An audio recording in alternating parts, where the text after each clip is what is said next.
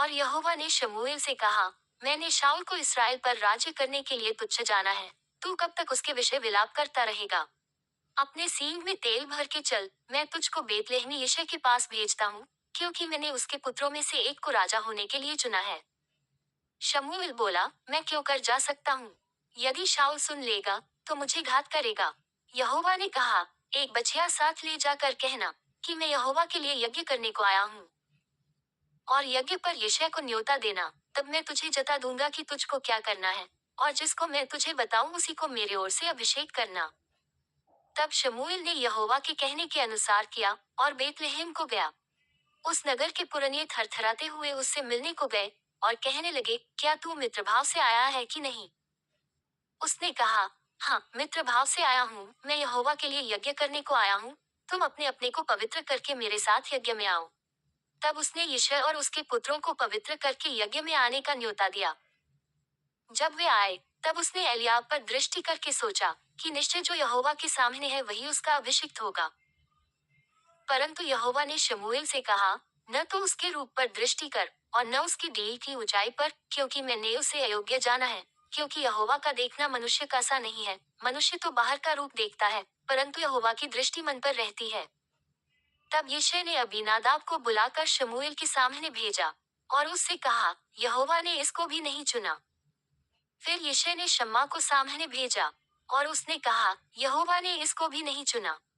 यूं ही यिशै ने अपने 7 पुत्रों को शमूएल के सामने भेजा और शमूएल यिशै से कहता गया, यहोवा ने इन्हें नहीं चुना। तब शमूएल ने यिशै से कहा, क्या सब लड़के आ गए?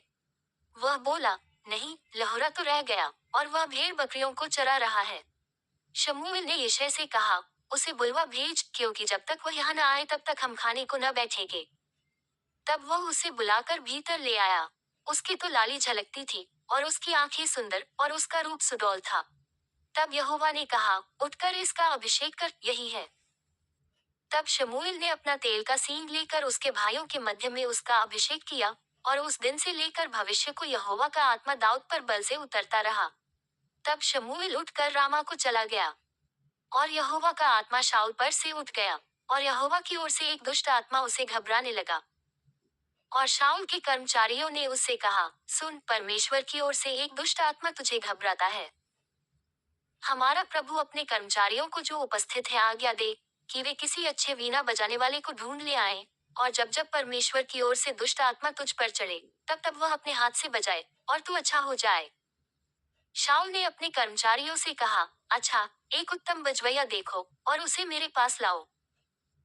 तब एक जवान ने उत्तर देके कहा, सुन, मैंने बेतलेहमी यिशै के एक पुत्र को देखा जो वीणा बजाना जानता है, और वह वीर योद्धा भी है और बात करने में बुद्धिमान और रूपवान भी है, और यहोवा उसके साथ रहता है। तब शाऊल ने दूतों के हाथ यिशै के पास कहला भेजा कि अपने पुत्र दाऊद को जो भेड़ बकरियों के साथ रहता है मेरे पास भेज दे। तब यिशै ने रोटी से लदा हुआ एक गदहा और कुप्पा भर दाख मधु और बकरी का एक बच्चा लेकर अपने पुत्र दाऊद के हाथ से शाऊल के पास भेज दिया। और दाऊद शाऊल के पास जाकर उसके सामने उपस्थित रहने लगा और शाऊल उससे बहुत प्रीति करने लगा और वह उसका हथियार ढोने वाला हो गया। तब शाऊल ने यिशै के पास कहला भेजा कि दाऊद को मेरे सामने उपस्थित रहने दे, क्योंकि मैं उससे बहुत प्रसन्न हूँ। और जब जब परमेश्वर की ओर से वह आत्मा शाऊल पर चढ़ता था, तब तब दाऊद वीणा लेकर बजाता और शाऊल चैन पाकर अच्छा हो जाता था और वह दुष्ट आत्मा उसमें से हट जाता था।